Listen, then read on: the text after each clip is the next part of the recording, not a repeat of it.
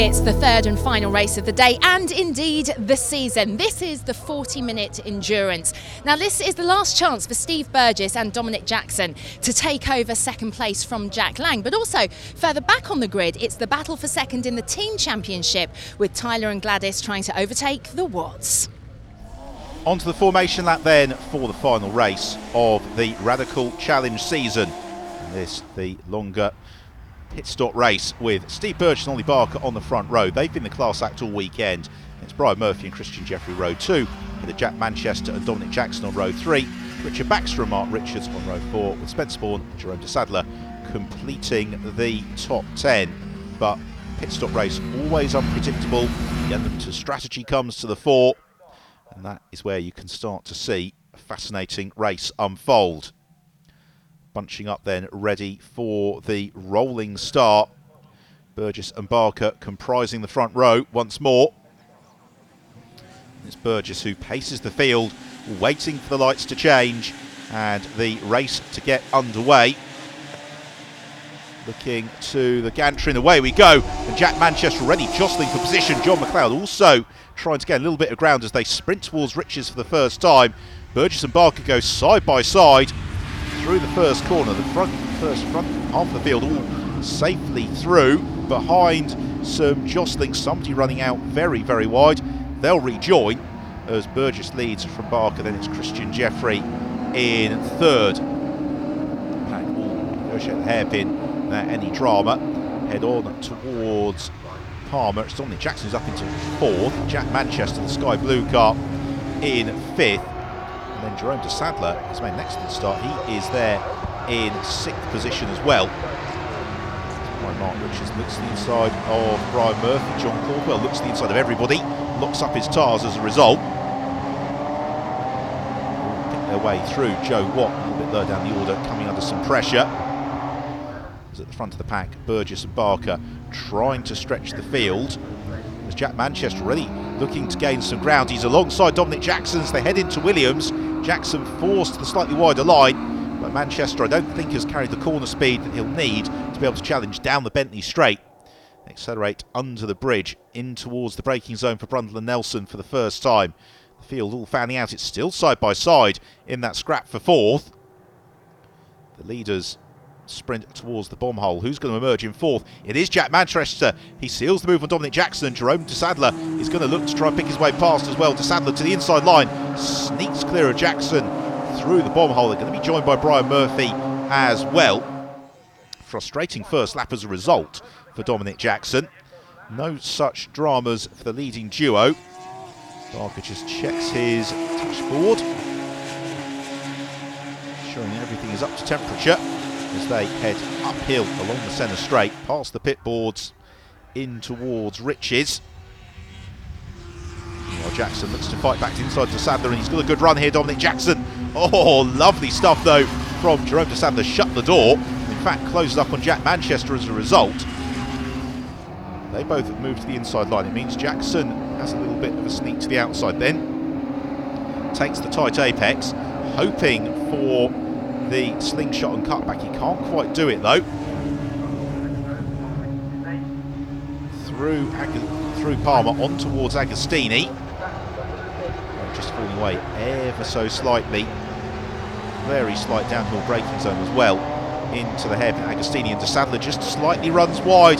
Doesn't quite clip the apex. This opens the door to Dominic Jackson on a section of the track where Jackson has gone very well all weekend through Hamilton, but both of them just kick slightly sideways. De Sadler keeps his foot in. It means that the opportunity doesn't really present itself for Dominic Jackson. A pair of them sprint out of Williams on to the Bentley straight once more. Meanwhile, the race leader Steve Burgess not exactly romping clear of Ollie Barker here, and they've both got Christian Jeffrey for company. Then a little bit of daylight to Jack Manchester in fourth. It's Richard Baxter trying to thrust his way past Mark Richards in a fight a little bit lower down inside the top 10, but it's the dark car of Richards who prevails, ahead of the brightly liveried entry of Richard Baxter. Again uses the camber of the bomb hole. It's not sufficient for him to propel his way past. Jerome de Sadler still doing an excellent job of keeping Dominic Jackson behind him. And this has been the frustration for Jackson all weekend. He's had absolutely fantastic race pace, but he's struggled to make progress in the early going. Also struggling to make progress. That's Spencer Bourne's car, and sadly Spencer's season coming to a disappointing conclusion. Retirement early on in the final race of the year. Crader trying to make his way through the pack. Again, he's caught up in a little bit of traffic, some quick cars in and around him. Tony Barwell just to the fore of that queue. Brian Harvey just behind him. John McLeod tucked up meanwhile behind John Caldwell. Both Caldwell and McLeod, they've had good weekends. They've always been in the thick of the action. McLeod in particular has been showing solid top 10 pace. As Harvey looks to the inside of Barwell, slips past. No such opportunity for Mark Crader to follow through with as they head towards Hamilton. Ooh, just a little bit sideways there from Barwell. That's going to open the door maybe for Mark Crader on the brakes to Oggies. Nothing doing, however. And the Williams on to the Bentley straight. Snetterton 300 circuit, very different challenge for the drivers compared to some of the tracks they race at. All the technical sections with then lengthy straights, you've got to get a really finely balanced setup to get the car working. Caldwell and McLeod continue to tussle. They're now being joined by several others, the first of whom is Barry Liversidge. That is the bright red number 6 car. It's Liversidge who's leading the charge to try and overhaul McLeod through Coram Curve, back to the race leaders, and they've just shaken off Christian Jeffrey, and Ollie Barker right with Steve Burgess. This has really been the story of the weekend, but for the first time it's Burgess who's out in front and has now got the opportunity to control the race from Barker. Barker there lurking in second, not quite closing the gap down. As they head into Palmer, just ride a little bit of the low line curve, not too much. Careful only to get a couple of wheels out over the white line on the exit before heading towards Agostini in the autumnal afternoon sunlight. The sun just beginning to dip a little bit. The sprint to Hamilton through the very rapid left-hander. This fantastic scrap further back through the field still continues as Tony Barwell has got Mark Crader all over his tail. They've got Brian Harvey just in front of them, Barry Liversidge and John McLeod. Oh, and a slight mistake there from Barwell. That's the opening for Mark Crader, and he's not going to say no to an invitation like that. A gap presents itself on the racing line at Agostini, and Crader zips through. Good tussles going on throughout the pack. Of course, the strategic element of this race will come to pass where they've got the pit stops. Can't win the race in the pits, but they can certainly lose it. And then that will open up some gaps to chase down in the second phase of the race. Liversidge still under pressure from the dissimilar car of Brian Harvey in terms of colouring. Harvey though with the black flashes gets right underneath the rear spoiler. Barry Liversidge able to maintain the track position through towards Coram Curve. A couple of drivers picking up the black and white flag for track limits. It's already at 1/4 race distance, and therefore they will be turning their attention towards the pit window before too long. The incline of the centre straight towards Riches, as Burgess has still got Barker right with him. Only Barker just keeping Steve Burgess very honest. Then Christian Jeffrey, and then Jack Manchester in 4th position. A little bit of a gap back to Jerome de Sadler and Dominic Jackson. Leading group of cars. They've been by and large the front runners all weekend, but this very impressive so far from Jerome de Sadler. It's not been flustered by the pressure from Dominic Jackson. Has now built up a little bit of a buffer, and de Sadler following the wheel tracks as so many of having had success in the Radical SR1 Cup and then beginning to progress up through the Radical Motorsport ladder. Liversidge and Brian Harvey continuing to go at it wheel to wheel. It's giving John McLeod the opportunity just to break free ahead of them. It's also giving Mark Crader the opportunity to get right with them as they come out on to the Bentley Straight. Towards Brundle Nelson, still John Corville it is, who is at the front of this tussle. Plenty of jostling behind. Nobody quite close enough to force that overlap, to force the move that they really need to make the move stick. So through the bomb hole on towards Coram Curve. Cars flashing through, all running as a tight bunch. To Murray's, accelerating out of Murray's along the centre straight. All the while they will see the race clock ticking down. They'll have their pit boards. They'll know when they're going to be summoned into the pits. Again, Crader just looks to the inside of Brian Harvey as they battle. So it's going to give Tony Barwell the chance to join in as well. More dust gets kicked up over at Coram. Sedge taking a slightly abrupt approach to the hairpin. It's really given opening though to Brian Harvey. As this battle continues to ebb and flow. Out of Palmer, the run towards Agostini.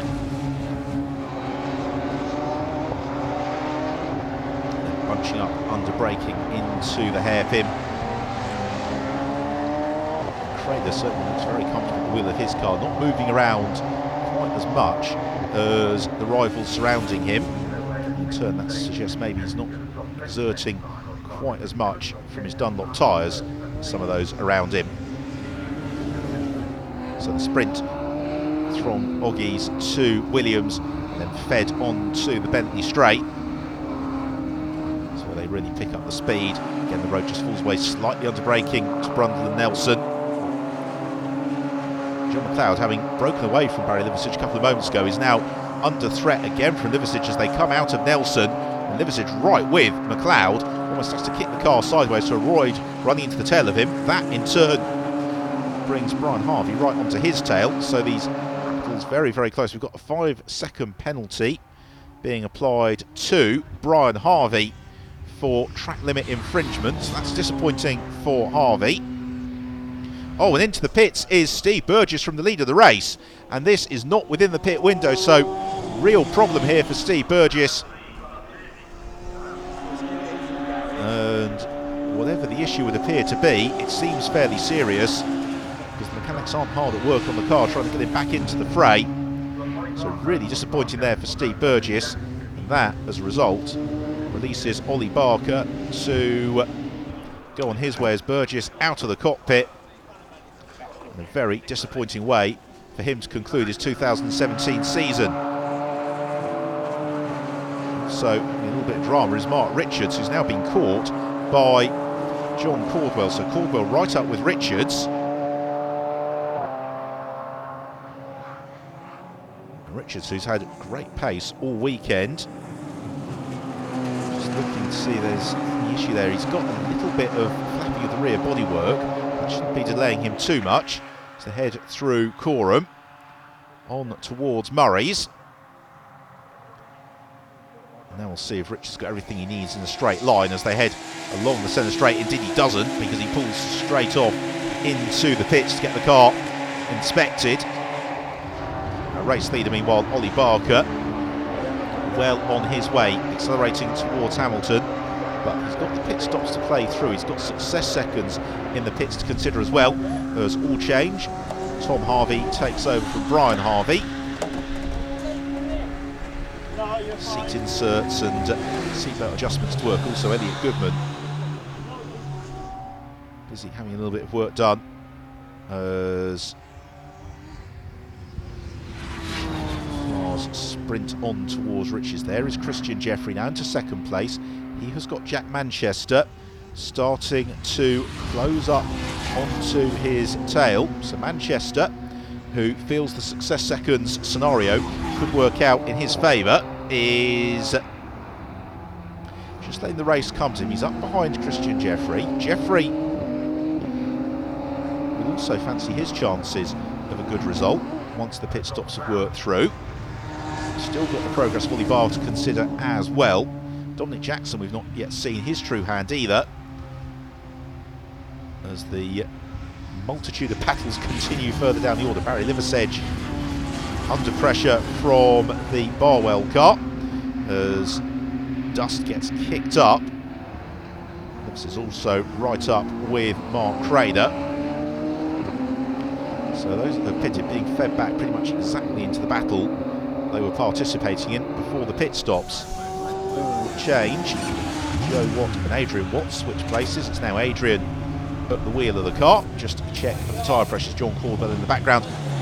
So this is now the big question, is whether or not we can get the slingshot and overlap in the pits for Jack Manchester and Christian Jeffrey. And here is Manchester. He emerges from the pits. Now where is he in relation to Christian Jeffrey? They were absolutely together pre-pit stop. Manchester has got Jeffrey right behind him, so the fight for the lead comes together absolutely perfectly. Manchester comes out with his nose in front, but he's side by side with Christian Jeffrey.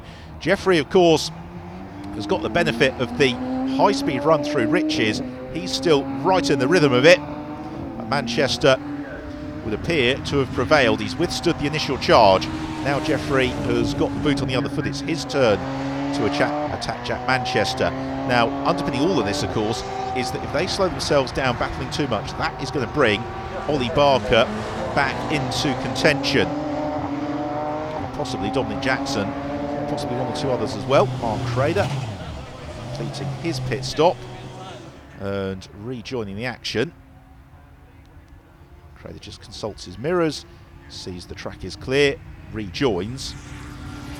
He's looking set for a fairly solid midfield finish as things currently stand.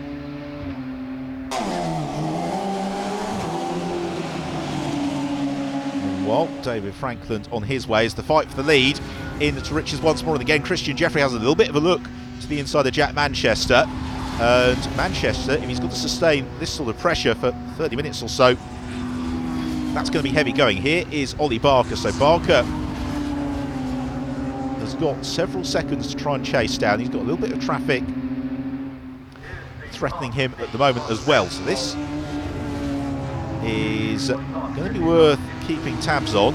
Manchester and Jeffrey, by my reckoning, they're about 7 seconds up the road. Ollie Barker possibly a little bit more as well. So Barker has got the gap to chase down. He's got half the race to do that in. And he's going to try and overtake the cars as well. The race leaders, meanwhile, head to Hamilton. Mark Crader possibly gaining the spots through the pit stops. So we may have got the jump over Barry Liversedge through the pits. So here is Ollie Barker. Barker, thus far this weekend, has had a great time. He's had a second place, a race victory, and he sealed the championship. Now Manchester in amongst a little bit of traffic. That's the multicoloured car of David Franklin. Then you see Christian Jeffrey, and just behind them the black car of Dominic Jackson. So again, strategy and success seconds have worked out in favour of Dominic Jackson. He's got the chance to close down on the dicing duo at the floor of the field. As Manchester looks to cut to the inside of David Franklin through Coram. Franklin now is overhauled into Murray's by almost both of the race leaders. Christian Jeffrey went for a gap that was always going to close because David Franklin, although it's being lapped, had to take the corner at Murray's. Track limits warning flag going out to Barry Liversedge, but there's yet no penalty. Race leaders scythe into Riches, and all of this is allowing Dominic Jackson to really close the gap to the race leaders fairly rapidly. There is Jackson. So leading trio all closing up on each other.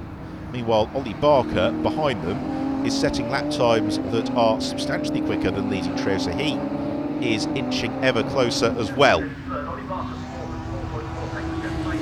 Out of Palmer, the run towards Agostini. And after that initial flurry, here is our leading quartet, so they all are converging on each other. And it is Ollie Barker, who is currently the quickest of them. In 5th and 6th, we've got a good scrap as well between Richard Baxter and Jerome de Sadler. So some excellent fighting all the way through the field, going right to the wire in this final race of the Radical Challenge season. John McLeod, meanwhile, slots down a little bit through the pits, as has John Caldwell. Caldwell, who was at the front of the train, has dropped to the back and has now got a gaggle of cars to try and overtake. So the front of the field, the leading quartet all continuing to close up. Adrian Watt, meanwhile, under a little bit of pressure from Rod Goodman. Not seen much of Rod, other than him running wide at the first corner, but he is steadily making a little bit of progress through the order. Let's go and scrap this with Adrian Watt as the pair of them head towards Palmer. Watt just rides a little bit of the curb, as does Goodman. Meanwhile, the fight for leaders come back together once more, and Christian Jeffrey lining up for another crack at Jack Manchester. And Manchester is going to have to take this one carefully. If he goes into full-on defensive mode, their lap times are just going to plummet, and that is going to bring Dominic Jackson and Ollie Barker into this fight much sooner than Manchester would like. So instead he's caught in a slightly invidious position of having to defend from Christian Jeffrey, whilst also maintaining very competitive lap times, as Jackson's certainly closing up. There's still a little bit of ground for Ollie Barker to make up, but he's got a few laps to play with yet, Ollie Barker. So this is far from settled. Towards Hamilton, out of Hamilton, into Oggies. And the key for Oggies is really a nice crisp exit to Williams, and then out of Williams, carry the pace down the Bentley straight. And we're talking here about differentials of hundredths, thousandths of a second, nothing between them. It's down the Bentley straight we go, into Brundle and Nelson. In the background, looming ever closer, is Ollie Barker. But each and every lap takes a couple of minutes off the race clock, and that just closes the window of opportunity for Barker to finish the season with a podium. Through Coram Curve into the flick at Murray's. Has Christian Jeffrey got one last push in his locker? Has he just got one more opportunity here, Jeffrey, to try and fight his way past? Through they come, on towards Riches. There is Dominic Jackson in third position. Jackson has been getting ever closer, particularly when the cars in front have been engaged in wheel-to-wheel battle, but he's not yet been able to fashion an opportunity for himself to try and push through. He just struggles a little bit to get the car stopped in time for the hairpin. That will cost him maybe a tenth or so. Through Palmer, the track well and truly rubbered in from the weekend. Drives in the Radical Challenge, a lot of track time to enjoy. At this stage of the season, the drivers are absolutely in sync with their cars. They know exactly where they can push with them, exactly where they can't. Out of Brundle and Nelson, Barry Liversidge. Oh, and he misses a gear, possibly Liversidge, because he's going to lose out here to Tom Harvey, as Harvey leaps to the inside through the bomb hole. And John McLeod may also try and follow through. That gap stays open, which it does, into Coram Curve. So disappointment for Barry Liversidge. Tries to fight back to the inside of McLeod through Murray's. Nothing doing. Somebody darting to the pit lane, and that's possibly John McLeod, who peels in. So as we get towards the latter stages of the race, there's possibly part of the problem for Barry Liversidge. He's got some rear bodywork that's coming a little bit loose. Oh, as leading quartet now very, very closely bunched, and we could be in for a grandstand finish to the race, because Ollie Barker in fourth, appreciably closer to Dominic Jackson, who in turn is that little bit nearer to Christian Jeffrey as Jack Manchester kicks up the dust. They're all on the limit, and they're all running out of time. For Jack Manchester, he just wants to come out of Murray's and see the last lap board or the checkered flag, because that means that his work is almost completed. What he will see is his pit board telling him how much longer is left in the race. So they flash through, and it's into the last lap. So for Jack Manchester, he's just got 3 miles to fend off Christian Jeffrey. Christian Jeffrey's got a choice. Does he go all out to challenge Jack Manchester for the win? Does he just play it safe, make sure that he finishes on the podium and the points that will bring him. Dominic Jackson, well, this is an opportunity to take some ground off of Steve Burgess, of course, because Burgess, the early race leader, forced into retirement in the first half of the race. He just shows himself in Dominic Jackson's mirrors, lets Jackson know that he's there. Maybe tries to force Jackson offline through Agostini. Doesn't happen. Instead, Jackson closes up to Christian Jeffrey. And for Jack Manchester, the first half of this last lap has been exactly what he would have hoped, which is that he's been able to build a couple of car lengths over Christian Jeffrey, whose mirrors are very full of Dominic Jackson. Ollie Barker in fourth, possibly just slipping slightly adrift as they head down the Bentley Straight for the final time. Into Brundtland Nelson, moving about again, Ollie Barker, to no avail. Out of Nelson, just 3 corners to go now for Jack Manchester. He's had to work hard for this one. It's this quick quartet who have all closed up on each other as the race has unfolded through Coram for the final time. We've just got Murray's to go. Can Jackson close up on Jeffrey? No, he can't. But he gets a very good run out of Murray, so this isn't settled just yet as they sprint towards the checkered flag. It's going to be victory for Jack Manchester, but who's going to finish in second? It is just Christian Jeffrey who flashes through. 2 tenths clear of Dominic Jackson, with then Ollie Barker finishing in a very solid 4th position.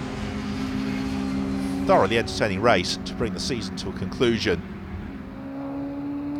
For Ollie Barker, it's a season which has seen him crowned as the Radical Challenge champion for 2017.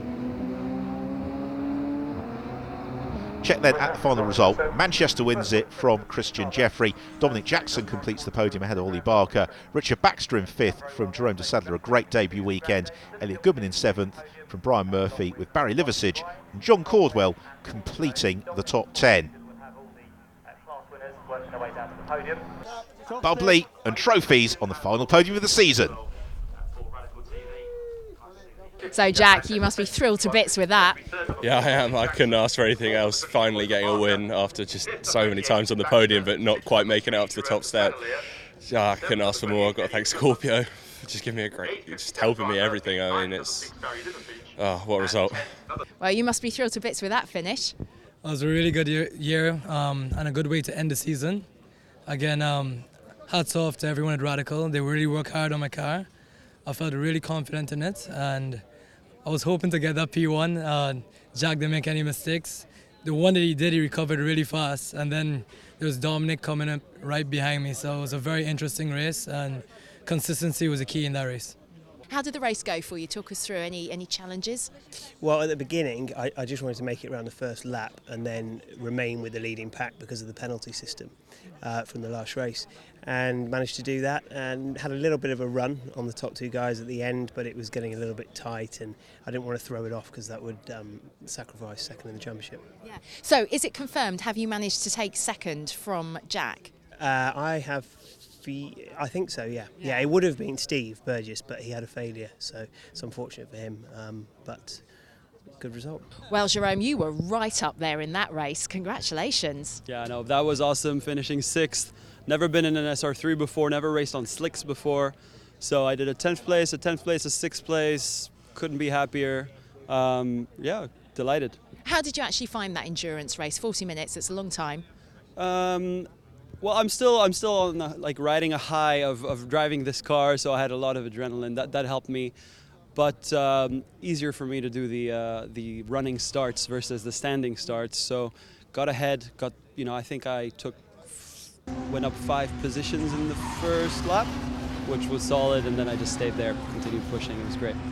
After such a good day of racing, would you like to be back with the SR3s next season? Well, listen, it's the dream. I'm gonna go back home, figure it out. Hopefully, I can be at the first race next year.